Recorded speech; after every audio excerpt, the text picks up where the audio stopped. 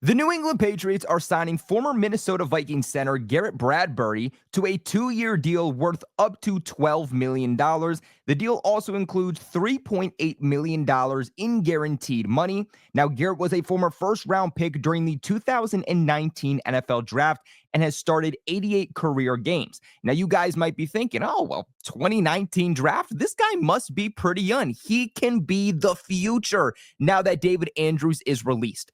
Unfortunately, that is not the case. He's 29 years old. David Andrews is 32 years old. What this move is at best is a stopgap, is the bridge between the next future center that the New England Patriots ultimately have that more than likely is not in the building right now.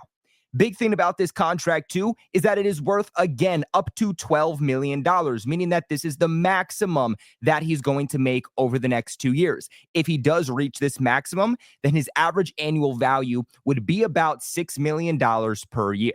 Now, let's just keep it real with ourselves, Pats Nation. We knew that this move was going to come the second that David Andrews was released. And then a few days after, we heard that Garrett Bradbury was going to be available for trade. And if the Vikings couldn't find a trade partner, then he was just going to be released. I cannot stress this enough when I say that, again, this guy is a stopgap. He is a bridge. He is not the future here in New England. And I'm kind of meh about the signing. Look, I understand that you need a veteran. You need guys that are proven and can step in for you immediately to fill the void that the Patriots have. Let's keep in mind, currently, at least before this move, the Patriots needed a left tackle, a left guard, and a center. Free agency, it's not necessarily done, but free agency, for the most part, the pool of impactful players has wrapped up. Those guys are gone. The Patriots need to start filling these holes with as good as players as they can potentially get. I also think to fill the holes of David Andrews, the Patriots aren't just going to roll with Garrett Bradbury and say, okay, we wiped our hands clean, we're good. I think that Garrett Bradbury is more of an insurance policy. I think they're going to go towards the draft. They're going to draft an interior offensive lineman to take over as the future center of the New England Patriots. But Bradbury is more of, again, that bridge, that stopgap, that insurance policy for, hey, if the center you do draft can't start for you immediately, you have a veteran that can plug in for you and be an average, maybe a slightly below average center. Now, Bradbury is 6'3", 300 pounds. For the most part, has been able to stay healthy throughout his career, again, since being drafted in 2019. Has missed a couple of games over the last few seasons. Now, this past season with Minnesota, played every single 17 games. But in 2023, 14 games. 2022, 12 games. 2021, 13 games. But in 2019 and 2020, he did also play the entire season. So again, a guy that more than likely, based off his track record, is going to miss a few games for you, but it's not going to be anything major. When he has been able to stay healthy and get on the field, he has been the Minnesota Vikings starting center again since being drafted by them in the first round in 2019. He played 97% of their offensive snaps his rookie year in 2019. He played 100% of their offensive snaps from 2020 to 2022, played 94% of their offensive snaps in 2023, and then played 100% of their offensive snaps again this past season in 2024. Now, getting into some of his numbers here, according to PFF, this past season, he had an overall grade of 62.1. That ranked 33rd out of a qualifying 64 centers. He had a pass blocking grade of 48.2 that ranked 55th out of a qualifying 64 centers, and a run blocking grade of 70.7 that ranked 14th out of a qualifying 64 centers. I really think that given where the Patriots' offensive line is, I think given the fact that they haven't really upgraded at wide receiver, I think that they are going to be a heavy run-based offense this upcoming season, also understanding how Josh McDaniels loves to run his offenses. Garrett Bradbury, and you'll see this, is significantly better in run blocking. He is extremely pedestrian. He is below average, and that might even be nice when it comes to pass blocking. And that is my biggest concern. We as Patriots fans, we want that return on investment from Drake May. We want to get the most out of this passing game. We want to see more from the passing game in 2025 than we did in 2024. Unfortunately, with the personnel that they have, and even now with the addition of Bradbury, it just seems poised that this team is going to run the ball as much as they possibly can until they set themselves up for 2026. Now, this past season, Bradbury played in 1,117 offensive snaps. He had 6 penalties and allowed 4 total sacks. Come down here and scroll a little bit more to look at a few more of his numbers. He also allowed 6 quarterback hits and 37 total pressures. Another thing, too, that I want to point out is that throughout his NFL career, Bradbury has only played at center.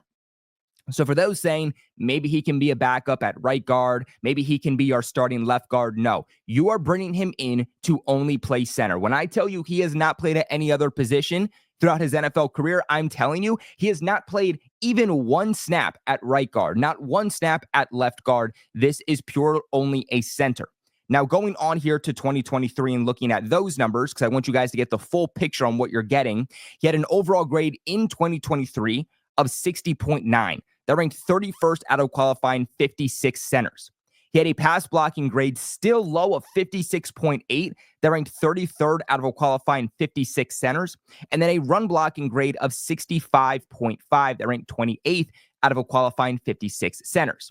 That season, he also played under 874 offensive snaps, had 5 penalties, and allowed 3 total sacks. To go along with that, also allowed 5 quarterback hits and 22 total pressures. Now, 2022 was the best season that we have seen from his career. And I think the hope is that the Patriots can somehow create that magic that he showed in 2022 and get that version of Garrett Bradbury. I keep wanting to say James Bradbury, Garrett Bradbury, but in 2022, the best season we've seen under his NFL career, he had an overall grade of 70.2. That ranked 10th out of a qualifying 56 centers. He had a pass blocking grade of 68.1 that ranked 22nd out of a qualifying 56 centers, and then had a 72.4 run blocking grade, which ranked 9th out of a qualifying 56 centers. He played 809 offensive snaps that year, had 4 penalties, 2 sacks allowed, 4 quarterback hits, and 24 total pressures. So still not perfect in the pass blocking metric and keeping the quarterback safe, but it was definitely an improvement over what we've seen. But then, even if you go back to 2021, the numbers still aren't good. The run blocking grade overall, it's not bad. He's actually been pretty consistent with his run blocking grades.